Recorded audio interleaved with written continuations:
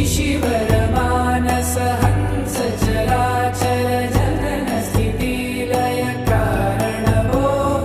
सांब सदा शिव शंभो शंकर शरणं मे तव चरणयुगम् अन्तःकरण विशुद्धिं भक्तिं च त्वयि सतिं प्रदेहि विभो सांब सदा शिव शंभो शंकर शरणं मे तव चरणयुगम्